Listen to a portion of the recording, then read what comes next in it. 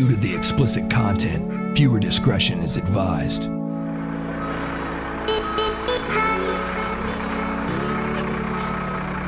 Hello everybody and welcome back to another episode of Euro Truck Simulator 2. So, a couple things I have to go over before we start trucking is I really appreciate all your guys' just amazing feedback about this game. It's very clear that I have to add it back to my game. Hey look, hey Peterbilt. So it's very clear that I have to add it back to my game. Secondly, I went on Twitter and Facebook and asked if you guys would rather see me drive the Freightliner Century or the Kenworth W900L.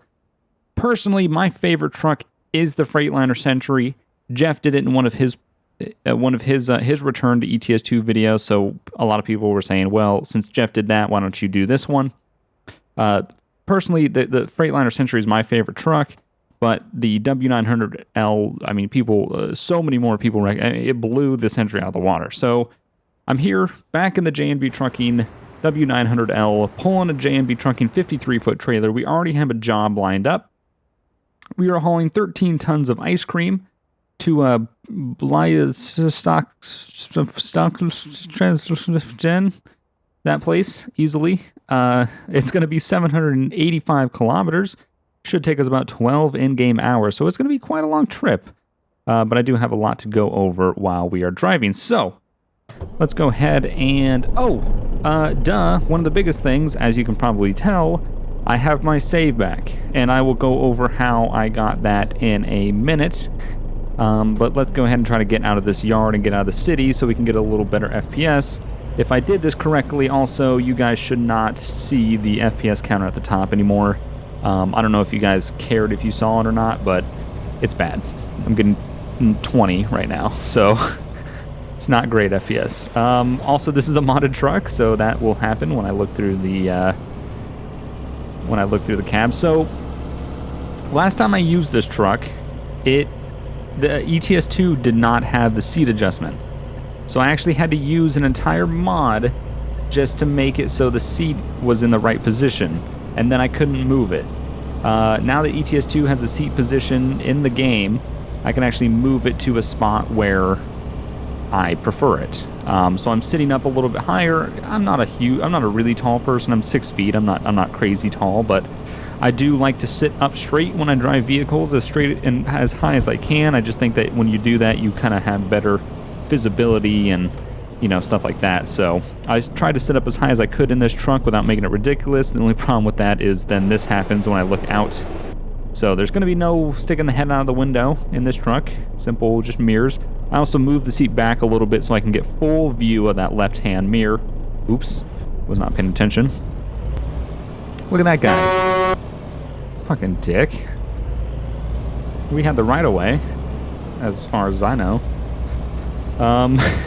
So yeah, I need to give a shout out to everyone that attempted to help me with my game and tried to get me my save back. So I will link it in the description, what everybody linked that helped me, the step-by-step process of going through. But it really did, it was super easy, and I'll try to go over really quickly what I did. I went into my documents, Euro Truck Simulator 2 profile, and then I had to find, because I had multiple profiles in there, I had to find the one that I wanted to reset. And I'll tell you what I mean by reset in a minute, not lose everything. But so what I did was because I couldn't tell, there was just a bunch of numbers. I was like, I don't know which one is the profile I want. So what I did was I launched the game and I loaded up that profile that I wanted, and then I backed out back to the desktop. So what that did was, when you look at the profile, last time it said modified or anything, it would be that date at that time that you're looking at it, 5 minutes beforehand, whenever you jumped into that profile. So we're gonna clear. Yep. So that made it really easy to know which profile I was looking for. So I just went, I need to edit this one. Boom. Went into the config inside of that and went to something it was C-Con economy reset or so. I don't know. Again, I'll include the link in the description to what the exact step-by-step process that I followed, that it worked for me. So I went in there and I pretty much just reset my game. reset the world economy, which worked. Well, actually, it didn't work, but what happened was I had a lot of modded... Dude, are you gonna get out of my freaking... What are you doing? Idiot. That guy was like... He was gonna pass me, then wasn't. So I had a lot of modded trucks, or a lot of modded trailers. I don't think the trucks made a difference, but a lot of them... Because I had a lot of 53-foot American trailers in my game, which I kind of totally forgot about, to be honest. Oh, hey, thank you. And, so what I did was I went in there and I disabled all of them. I left the truck mods in there and then reset the world economy, and it worked. I had jobs again and everything, and some of you said try to sleep, and I did try to sleep. Sleeping didn't do anything. It needed to be reset.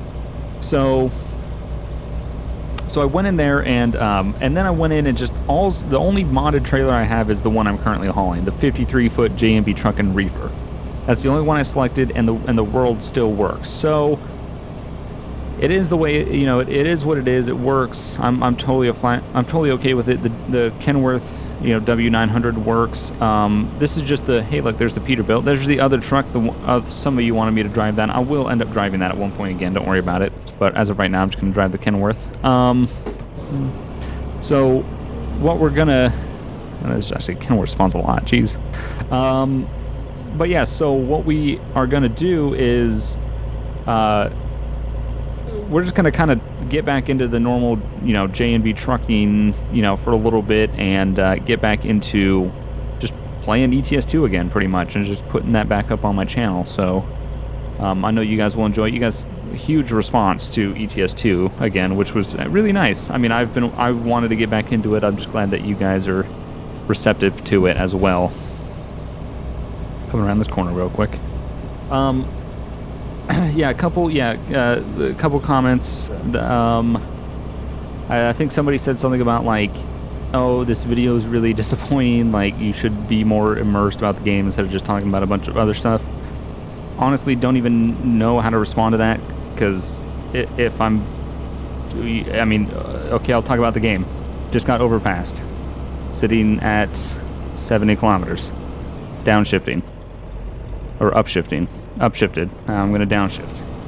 Downshifting, driving the truck, being overtaken again, and they're in that lane, and I mean, like, is that what you want me to do? Like, they were like, oh, you should talk more about what's happening in the game. How do you do that exactly? Also, if you're looking for someone that doesn't talk as much, don't find a YouTube Let's Play channel, because that's kind of what they do. They talk. And if you just want to hear the game, well, play the game then. I don't know what to tell you. So that's just, you know, got to get those out of the way. But other than that, yeah, no, I'm really enjoying ETS2. I'm glad to be back. I'm glad that my saved worked. So again, thank you everyone that did try to help me out with that. And I think we passed 1,000 likes on the first episode, which is like really, really good. It was huge. People really wanted it back. So if you guys, of course, continue. I mean, the only reason why the other ETS2 series sort of stopped was it was really good at first, and then the traction kind of fell apart a little bit. And then after over a certain amount of time with playing this game so much, that the views just weren't really there to continue the series. So if you do want to see the series continue, remember to like these videos, because that's what ooh, that was a big stutter. Because that's what I look at when it comes to if I should continue doing a series or not. If a series is on the fence, if it's not bringing in the views and the likes, well, not enough people, you know, and it's all about numbers, really. If not enough people are feeling it, then I won't continue it. So just if you do want to see something continue, just remember to like the videos, because it really I know I say it all the time, but it really does let me know you guys want to see more. So oh man, so last time I was talking about how terrible my driving skills were and how rusty I was, and then what do? Jump in a freaking Kenworth W900 and haul a 53-foot. Yeah, that's totally the way to dust off the cobwebs of not driving a truck forever. So that's not how you do that. Yeah, a couple things. I'm definitely really excited to be back in this game. Really enjoy this game. I'm glad it's back. I do want to continue this series, mainly because I'm really excited to play it on my new PC. This should be the last recording session. I'm only going to do this one trip, so however long it takes, I'll cut it up into however many episodes. I don't know yet. But, excuse me. This should be the one series that I'm really excited to play on the new PC. Because I'm excited to see the performance. Right now, I really don't get the greatest performance. I don't get bad performance. Well, if I'm not recording, let's say this. If I'm not recording, I get great performance. Can't complain at all. With recording, it could be better. Especially now that YouTube supports 60 FPS, I would like to bring as many 60 FPS videos as I possibly can. You know, some games and some... Holy shit, that guy was flying. Jesus, I almost just merged out there without looking. Some games obviously don't support it, like GTA Online, it's only 30, and the Elgato only records at 30, the one that I have. I haven't got the new 60 just because there's no games that record at 60 that you would need 60 for. So, yeah, so I'm really excited to be back in this series. This should be the last recording session. I said this in my LCPFR. Fuck, you better get over. Ooh, we're gonna kill somebody today. Oh my god, we are a terrible driver. But yeah, so as I said in my GTA today, my LCPDFR that I just recorded, so I do apologize if my voice doesn't sound that great, or if I'm, take breaks to just relax. I just recorded over an hour of LCPDFR.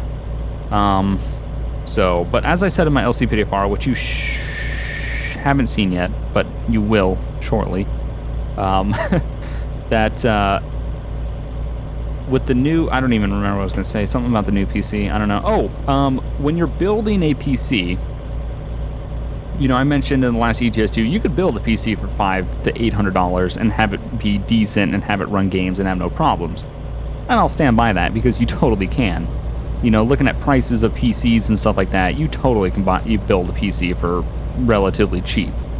The only reason why I went a little overboard with my build is just the simple fact that I'm YouTubing. When you YouTube and you do things like video editing and stuff like that, you need a little bit of a beefier machine than just the average consumer of like, I want to play a game, I want to enjoy the game, I want the game to look good, and I want to get decent performance. Well, you don't need a really massively big machine for that. You just need no one. Okay, we're good. You can do that with a $700 rig.